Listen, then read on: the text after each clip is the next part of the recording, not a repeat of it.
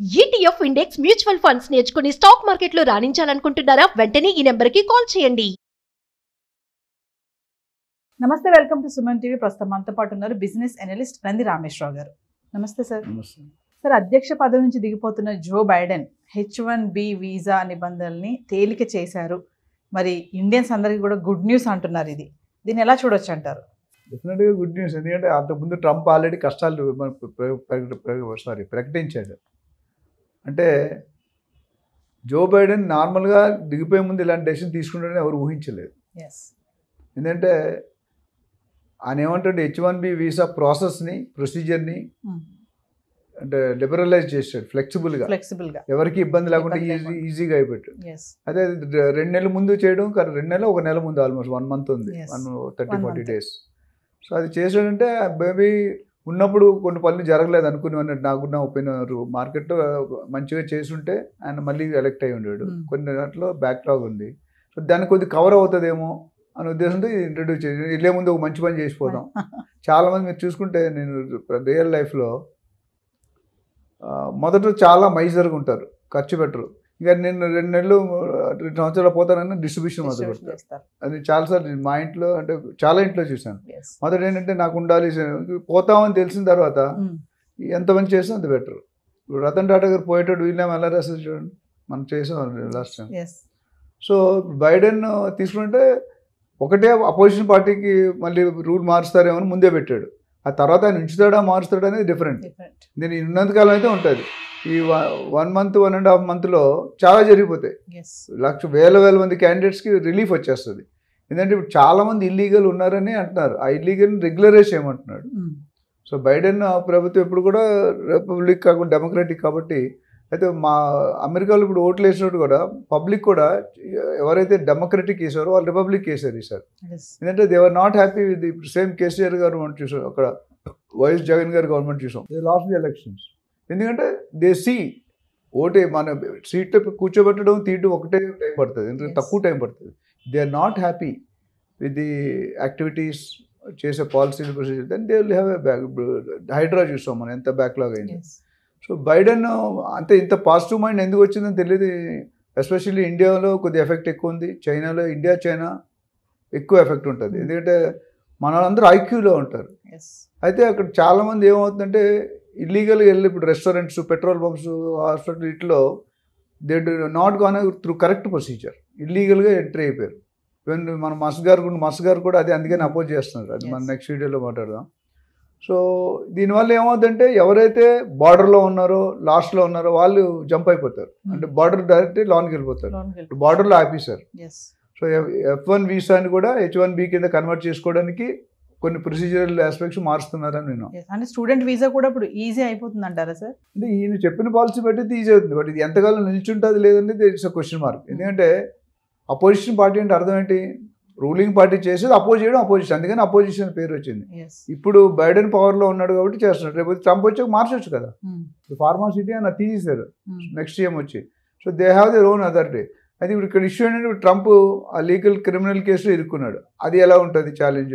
So double spin attack, క్రికెట్లో double spin వికెట్లు పడిపోతాయి మంచి స్పిన్ వేస్తే. అట్లా ఇక్కడ ఏమైందంటే అటు ఒక ప్రాబ్లం ఉంది, ఇటు ఒక ప్రాబ్లం ఉంది. ఈ మధ్యలో జో బైడెన్ పాజిటివ్ స్టెప్ తీసుకున్నాడు. ఇన్ని రోజులు ఎందుకు తీసుకోలేదు?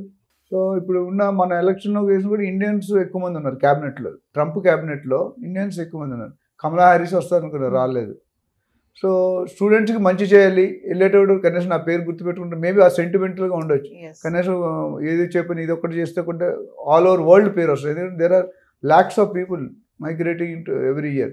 మాకు తెలిసి వీసాలు అయితే వాళ్ళు 65,000 మామూలుగా ఇస్తారు, 20,000 అడ్వాన్స్ లెర్నింగ్కి ఇస్తారు. అంటే టోటల్గా every year 85,000 visas are being issued. 85,000 అనేది చాలా పెద్ద ఫిగర్. అంటే ఎవ్రీ ఇయర్ ఏంటంటే లాస్ట్ 20 years ఎంతమంది లక్షల మంది వెళ్ళారు, 17-20 లక్షల మంది వెళ్ళి ఉంటారు. సో అది ఏంటంటే ఇప్పుడు పాత సిటిజన్స్ ఎవరైతే గ్రీన్ కార్డ్ వచ్చేసి సిటిజన్షిప్ ఉందో వాళ్ళకేమి ఇబ్బంది ఉండదు. ఇవంతా కొత్తగా ఇల్లీగల్ వెళ్ళి ఇప్పుడు అక్కడ జాబులు కూడా కష్టం అవుతుంది కదా.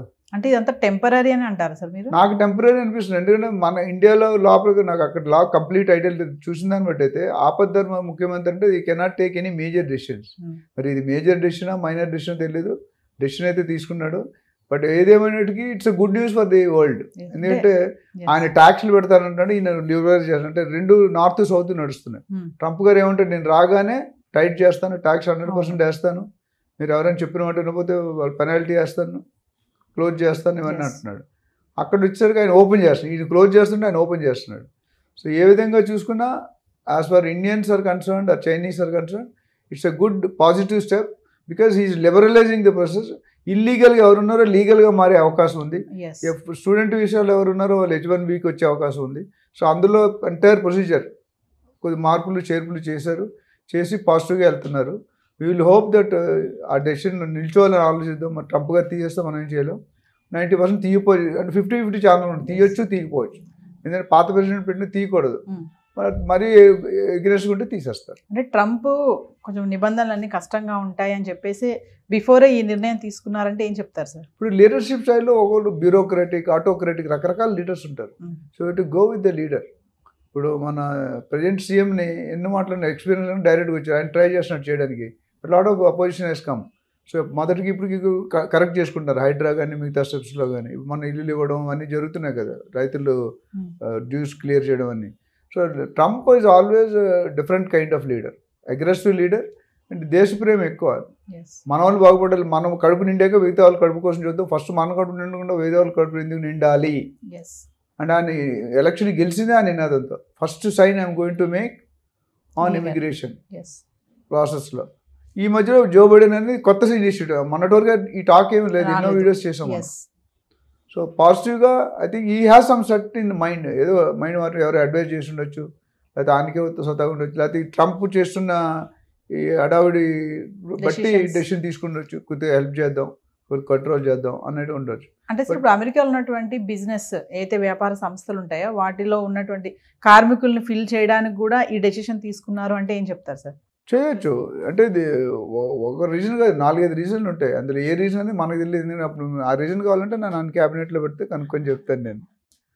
But otherwise it's a good step for especially upcoming. ఎంతోమంది ఉద్యోగాలు లేక అమెరికా వెళ్ళడం అనేది అంత ఈజీ కాదండి. 50 లక్షలు 60 లక్షలు ఖర్చు అవుతుంది. అందులో దాదాపు నాకు తెలిసి వేల యూనివర్సిటీలు ఉన్నాయి అమెరికా అలోన్. అందులో ఈ కన్సల్టెంట్స్ మీరు అన్నారు, తర్వాత మాట్లాడడం, కన్సల్టెంట్ ద్వారా వెళ్ళిన చాలామంది ఇబ్బంది పడుతున్నారు. అండ్ మనకు వచ్చే శాలరీలో 30-40% మనకి ఇచ్చి 50% వాళ్ళు తీసుకుంటున్నారు. విచ్ ఈస్ మనకు కష్టపడేది మనం సొమ్ము ఒకటిది సోకు ఒకటిది. అల్లుడు అత్త సొమ్ము అల్లుడు దానం చేసినట్టుంది.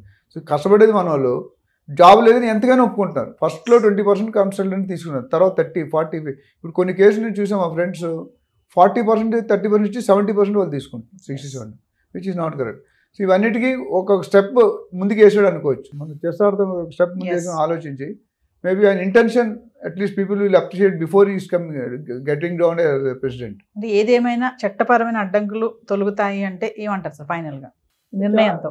ఈ మిగతా ఫుల్ టైం చెప్పలేను కానీ 40 రోజులు 30 రోజులు అయితే మాత్రం పక్కా ఉంటుంది. ఎందుకంటే మార్చలేడు, ఆయన ప్రెసిడెంట్ అయిన తర్వాతే కదా మార్చాలి. సో అది wait and watch. We cannot tell 100% now. Thank you. Thank you.